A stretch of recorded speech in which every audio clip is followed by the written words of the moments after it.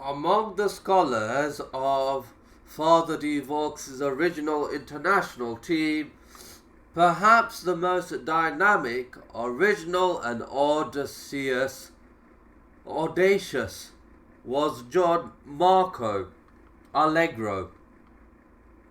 Certainly, he was the most spontaneous, the most independent minded, the most resistant to suppression of material.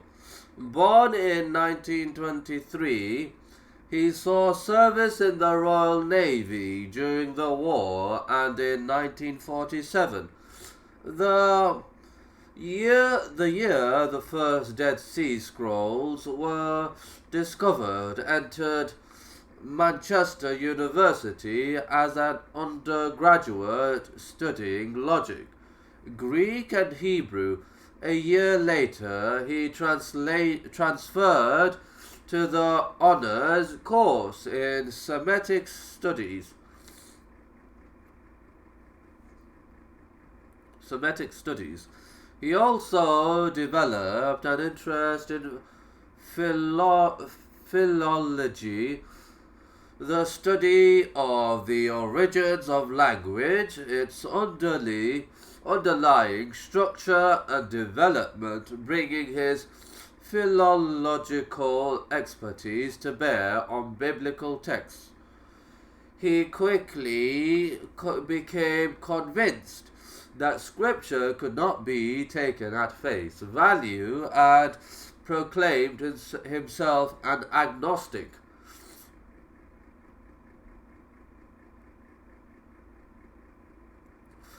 In June 1951, he graduated with a BA, first class honors, in Oriental Studies, and the following year received his MA for his thesis, a linguistic study of the Balaam oracles in the Book of Numbers.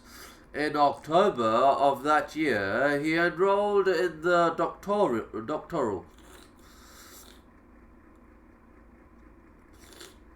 doctoral program at Oxford under the supervision of the distinguished Semitic scholar Professor Godfrey R. Driver.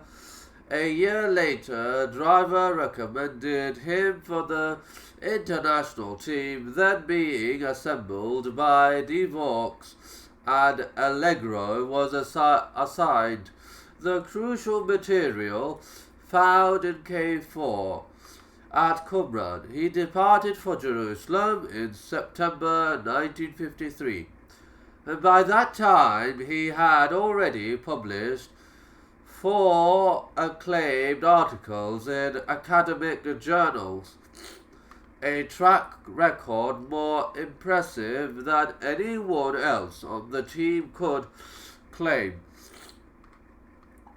In 1956, Allegro published a popular book, The Dead Sea Scrolls, following this in 1968, with his own research on the text and fragments from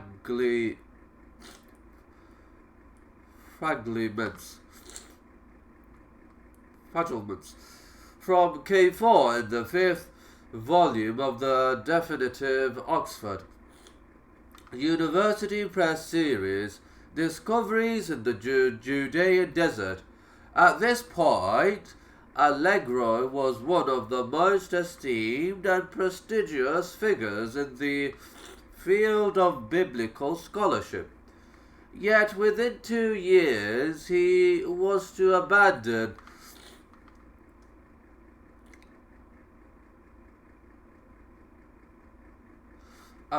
his colleagues on the international team, turn his back upon the academic world, and resign his university post at Manchester. He was also to be very vilified and discredited. What had happened?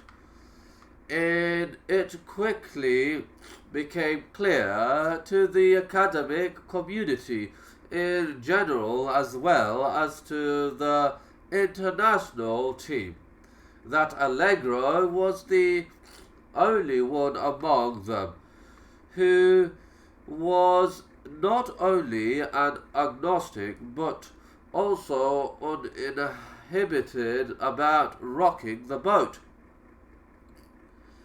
Unconstrained by any personal religious bias, he explained things often impetuously as he saw them, and he rapidly lost patience with his colleagues' refusal to countenance any theories.